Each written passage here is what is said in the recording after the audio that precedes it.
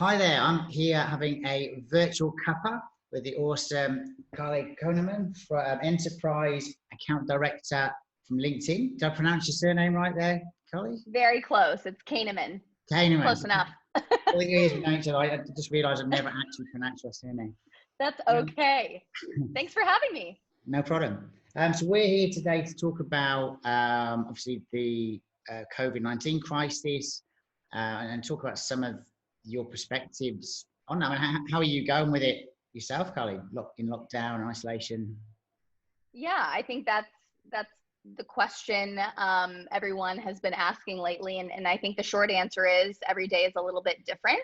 So I have my good days, I have my bad days. I think kind of accepting that as the normal and accepting the fact that it's okay to not be awesome through this, it has been key for me. I've got a lot of family back home in the US, of course, but also what I consider to be a second family here in Australia. So I think I've got a lot of support around me and feel quite grateful to be here where we are and to have the weather that we have and the ability to still be able to move and exercise. And so in general, I'm actually in a really good place and quite grateful. So yeah, I mean, it's definitely worse places to be in the world, I think, isn't there? Definitely. Yeah. Definitely.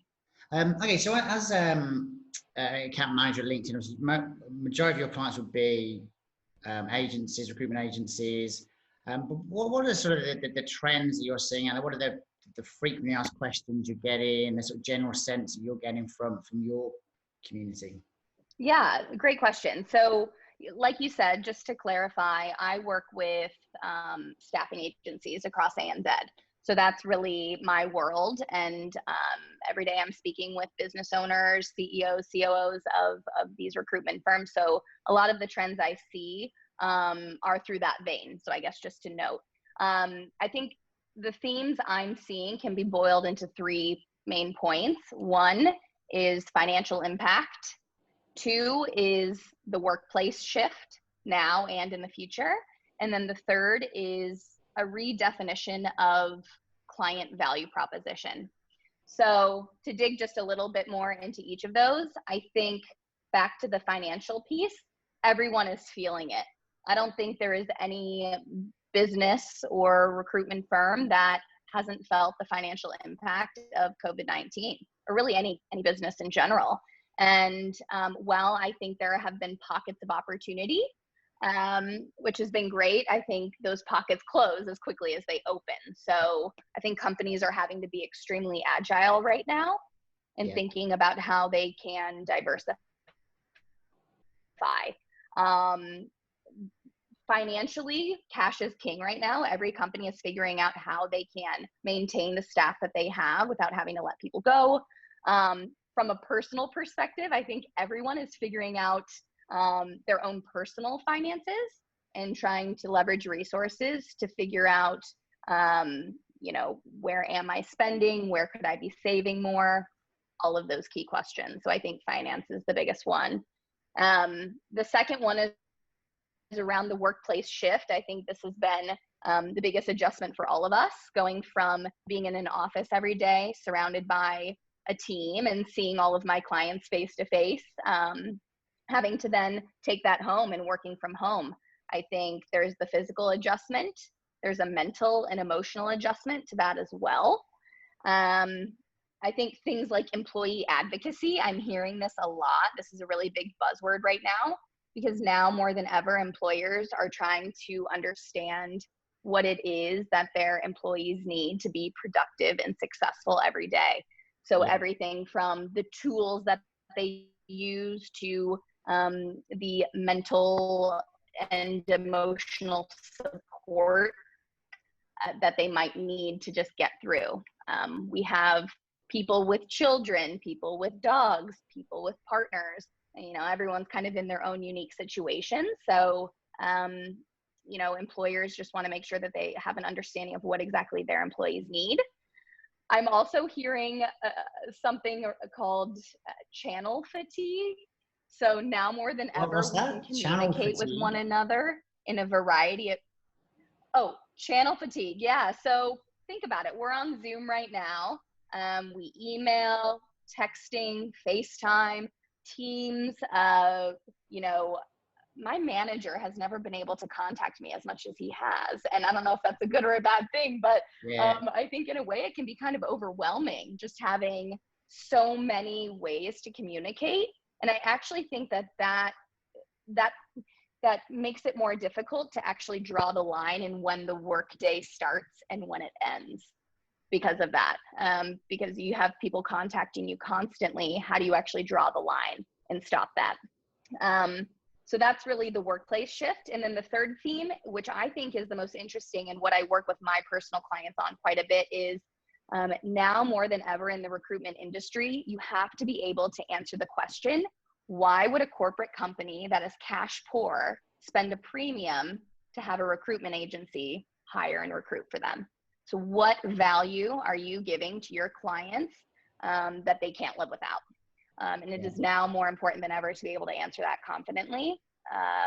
And that value proposition has shifted so dramatically. So, I mean, I've recruited through very candidate short markets, very candidate rich markets, very job short markets, but you usually get a bit of a gradual shift, whereas now it's just boom like that. And that value proposition is, we talked about it a lot. What is that value proposition now, and how do you suddenly twist to that? Yeah, it's quite a daunting thing to ask yourself, like, what is my value proposition? Because to be honest, the value proposition that you had 3 months ago might not cut it anymore, right? I think competition is stronger than ever. So you have to figure out how to stand apart from everybody else. So whether that's offering your clients valuable insights or market trends, or whether you redefine your recruitment strategy and how you go to market with that, it all sort of has to be reconsidered. And I think companies are also finding themselves in a position where they need to diversify. So specifically in recruitment, I'm sure you're seeing this, companies that may have been primarily perm focused have really had to take that shift into more of the contractor space because of course contractors are lower risk for corporate companies right now.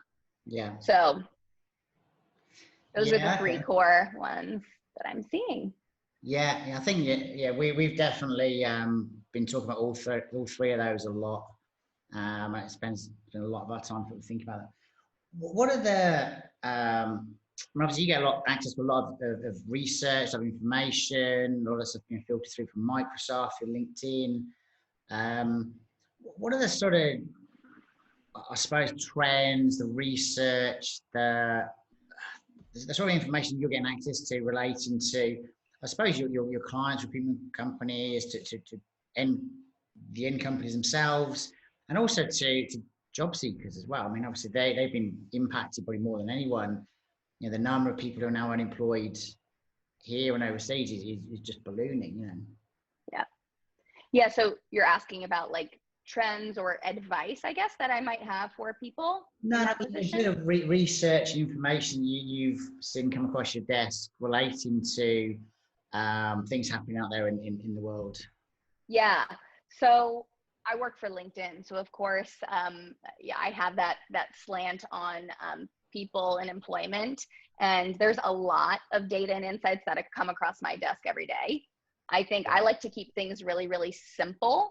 And I think some of the latest stats that I've seen that are quite valuable to understand are around just sheer job opportunity numbers, and also our member base and how that's growing during a time like this. So as of yesterday, LinkedIn has 55,000 net new jobs in Australia on our network. And that is in the past 1 month. That's huge. That's actually quite a lot of net new jobs. And along with that, in the past 3 months, Australia has 273,000 net new LinkedIn members on our platform. So that is a lot of net new talent on the LinkedIn network.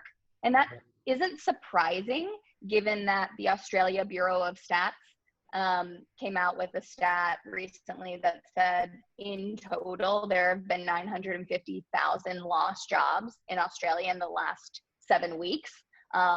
I would assume that a lot of those people who lost jobs that maybe didn't have a LinkedIn profile before are now coming on the platform. Yeah, I think so what there's that also tells that me many again is that, underemployed yeah, as well, I think. People have had their hours cut definitely. as well, yeah. Well, okay. Yeah.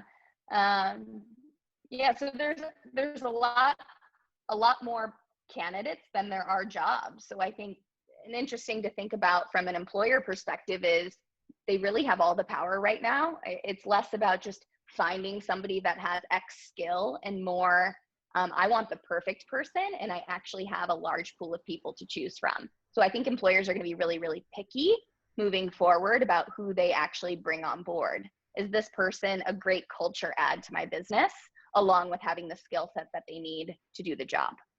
Yeah. I think I was reading something the other day about that there is a bit of a trend, an unpleasant trend on sort of employers pushing down salaries, hiring people on the cheap because they kind of have that power balance has shifted, and how short term that is as an outlook, you know, to push someone down on salary now because they're desperate is such a ridiculous strategy, because when things get good again, which they will, that person's just going to leave, and you'll lose all that intellectual property and So you were just bringing up a really good point about the fact that we see a lot of employers right now making short-term questionable decisions around, cutting people's hours, cutting people's salaries. And what's interesting about that point is it actually fits in really, really well with one of the key themes that I'm seeing, which is around employee advocacy. I think right now, people are staying put because there's way too much risk to leave the employer that they're at, right? Like, why would you leave when you have a paying job right now? But that being said, people are reflecting right now. They have time to really think about the job that they're doing, the employer that they work for, and people also have time to be doing research about other employers. So I think, let's call it 6 months from now, when things maybe start feeling a little bit back to normal, I think some employers will see some attrition. People will start leaving and going to bigger and better opportunities. So I think employers need to be careful when they are making decisions about that, because it could come back to bite them later. So I think employee advocacy for sure is something to consider. 100%. I think that, I mean, I like to think people will remember those companies that did look after them. Yeah, I think the companies that just slash and burn, companies that mistreat people, just I don't know, just for, you know, push people down on money just to take advantage of the situation, I think will get bitten by it eventually. Totally. Yeah. Well, I mean, we talked there a little bit about the other side of the coin, obviously the job seekers, people, you know, the 250,000 odd new members on LinkedIn. That's massive. What would you say to someone who is obviously an existing social media user, someone who's new to using social media for professional or career purposes? What are those sort of low-hanging fruits that you think you would be advising people to do now to sort of to maximize their opportunities out there, job hunting, future job hunting, keeping their jobs? Yeah, it's an interesting question. And sometimes I have to remind myself that I've been with LinkedIn for many years. I've been a member of LinkedIn for many years, but there are a lot of people that are brand new to LinkedIn and have never been on our platform. So there are some really easy, quick things for those people to keep in mind. There's actually 3 I'd like to mention today. One is the importance of personal brand on not only LinkedIn, but all social media platforms. Number 2 is the opportunity for learning and upskilling during a time like this. And then the third is around being proactive with job searching. So back to the personal brand, I actually run a lot of personal branding sessions for a lot of my customers. And these sessions are around just understanding the LinkedIn platform and how it works, and thinking about how you are showing up on LinkedIn or really any other platform as a brand. So you have to really think about your own personal value proposition and what you bring to the table. So while there are some tactical things that any new member to LinkedIn should consider, like having a professional photo, having a really, authentic, comprehensive summary explaining what your skills are, and really what you want to bring to the table to a company you'd work for. All of those things are important, but it's more than that. It's about connecting with people that add value to you and vice versa, following companies that really speak to you and that you're inspired by, and engaging with people. So it's one thing to be a member of LinkedIn, but you and I, as avid users of the platform, know as a smart tool that LinkedIn is, the more you engage with content and people, the smarter your feed becomes, and the more relevant the content is that comes across your news feed. So I think that's really step one for anyone, is creating an authentic profile that's comprehensive and professional and engaging in a way. Just one thing that I saw someone bring up the other day on LinkedIn was lots of people are changing, say their job title to currently looking, or due to COVID now looking for work. And someone put up the point saying, well, when I'm searching for someone, I would search on business analyst or project manager. I wouldn't search on currently looking. So I don't know how the algorithms work. There is that little simple thing there. Is that endangering people's ability to, or lessening their ability to be found by recruiters and managers? Yeah. So the short answer is no. If anything, it's helping them. Right. Okay. As someone who actually used to be a technical recruiter myself, LinkedIn search isn't Boolean based anymore.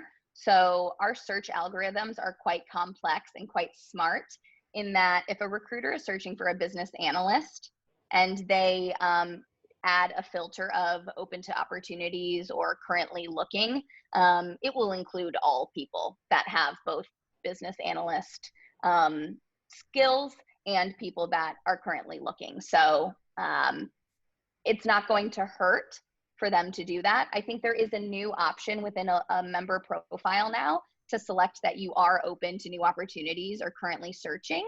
And you can actually specify, are you looking for contract work, full-time, remote, what locations, what exact job titles are you looking for? And all of that information can now be found by recruiters. Yeah. So I think if someone is open to opportunities, they want to include that call out on their profile, and make sure that they are expressing that they're open to opportunities. So it's a good question.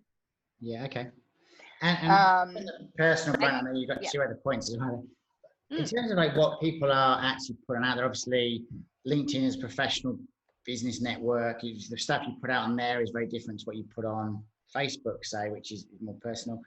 Obviously, it's all out there in the big wide world. People can still search on your crazy viewpoints on Facebook and can still make opinions about you from those. But LinkedIn, I have seen more and more people putting up sort of,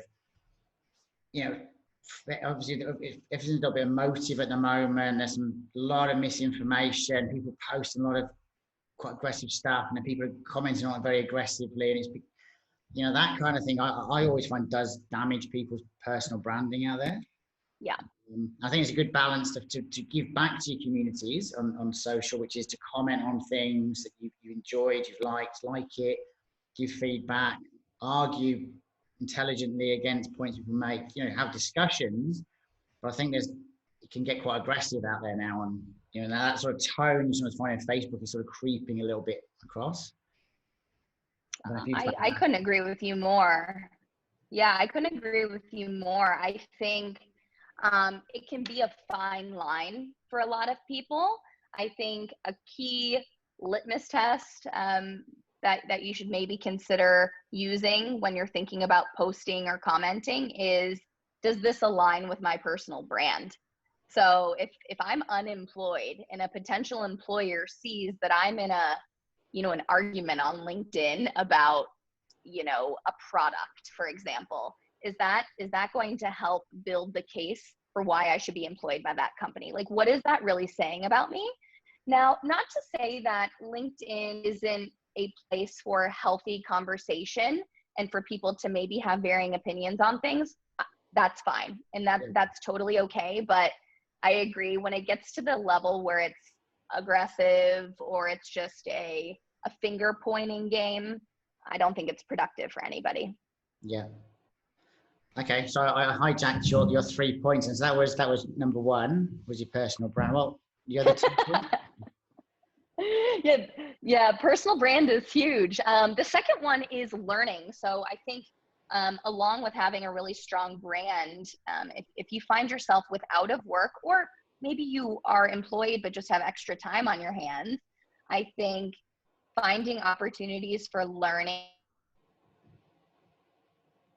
and upskilling is a great way to spend. Of course, has a learning platform integrated into it, and we've actually unlocked a lot of our courses around work from home type skills and managing remotely and leading from the front. A lot of these skills and courses that can really help people during this time. But there's also a lot of learning and education videos and courses around recession proof skills that people should consider.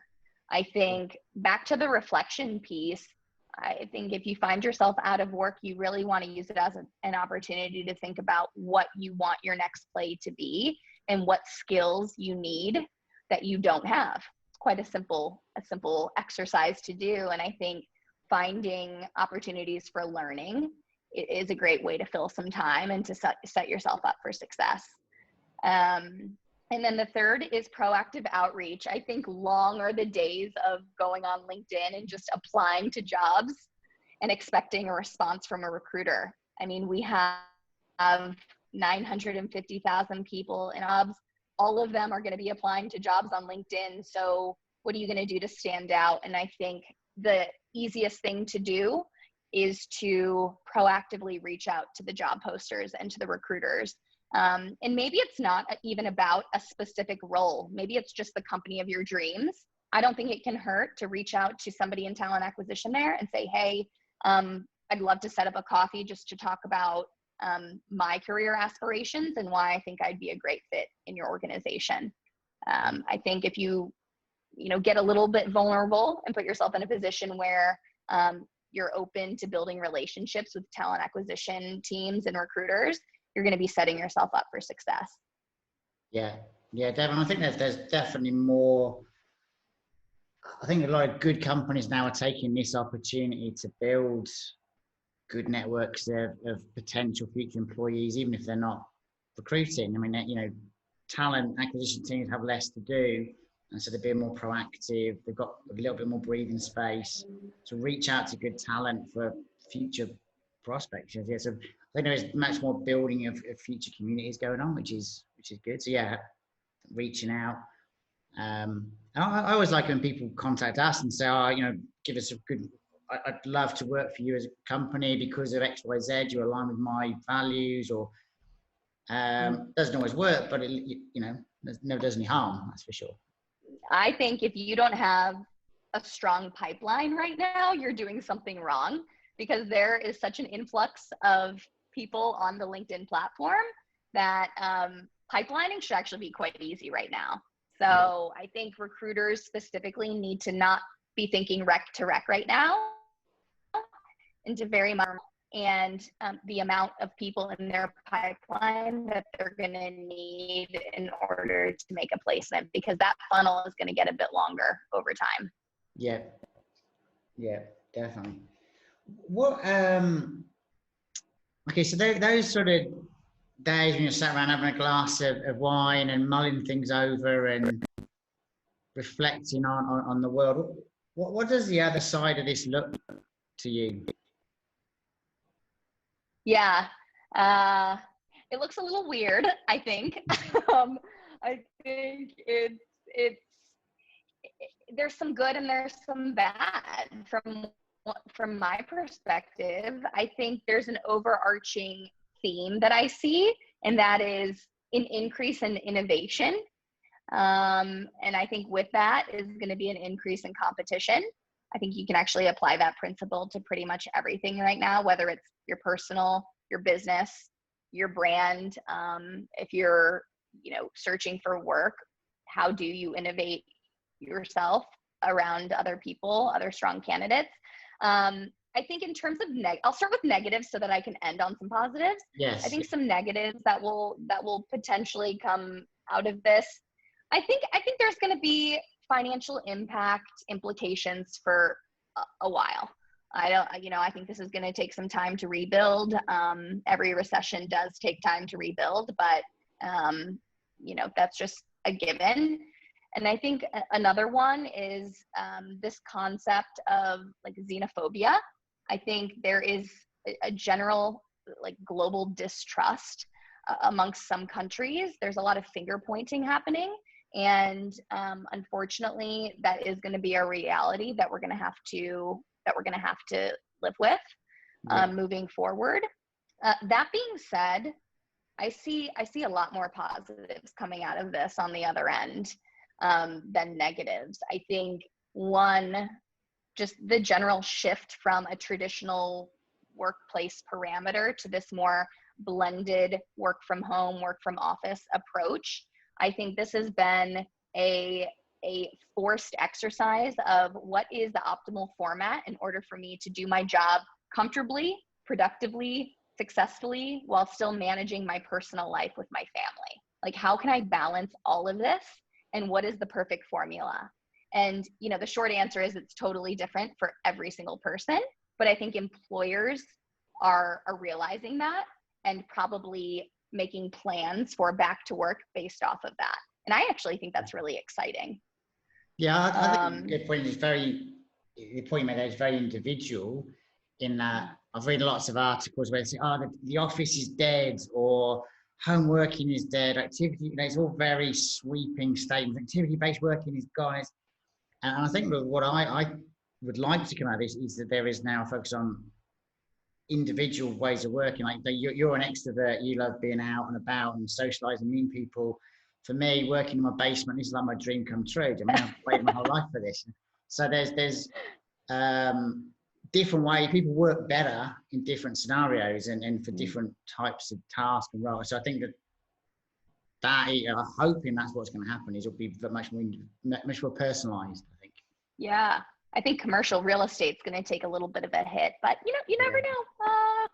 I think a few other positives. I think employers are going to start taking a much deeper look at what it means to be offering employees the wellness programs and the financial wellness programs and the services that they need to be just happy employees. I think figuring out ways to maybe take a pulse on your employees while they might not all be in the office every single day. I think employers are going to start prioritizing that a lot more, and I see that as a huge positive.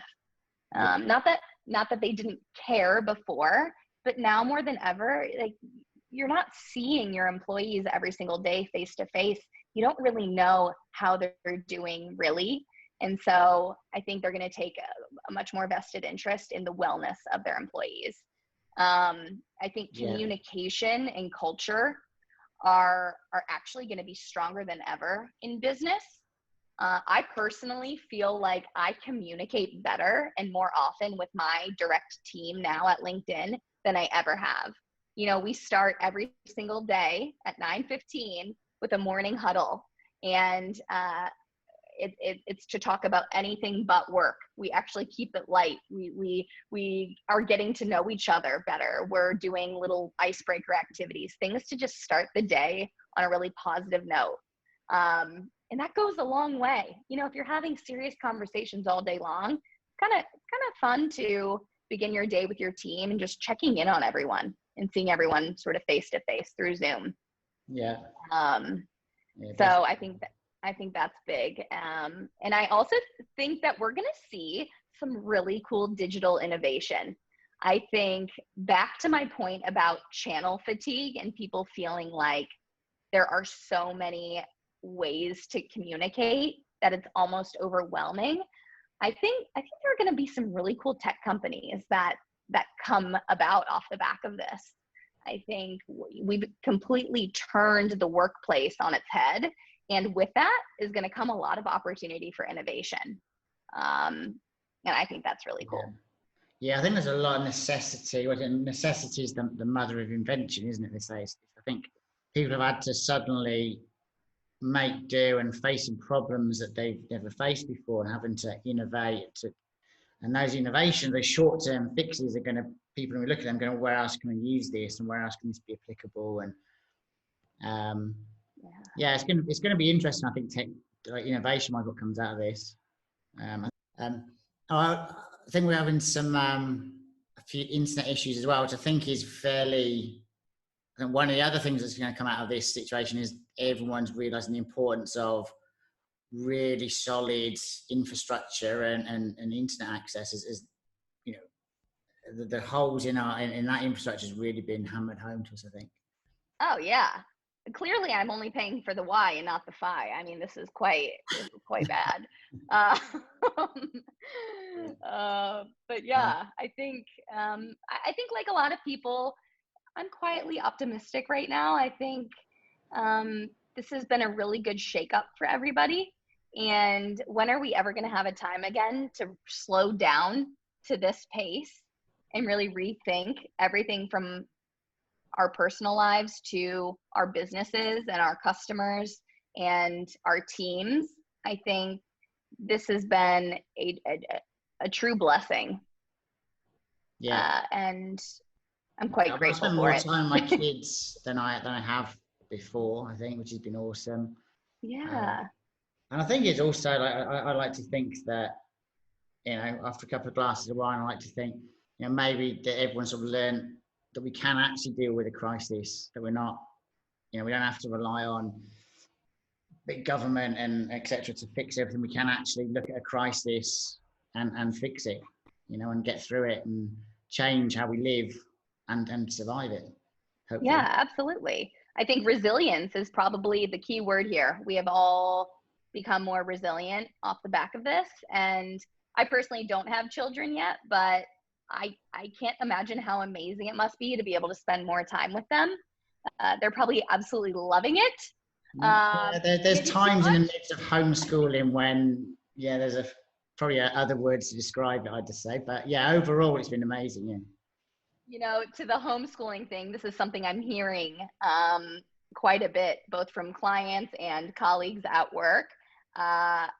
Teachers deserve like the highest praise, because I think it's clear that a lot of us aren't meant to be homeschoolers.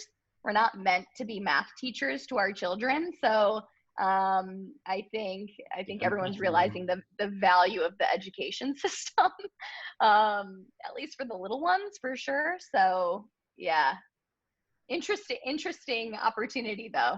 Yes, exactly. Brilliant. Well, that's an awesome point to round it off. I really appreciate your time, Carly. Thank you. Yeah, no worries. Insights and for having a virtual cuppa. Thank you very much. Great. Thanks so much for having me. No problem.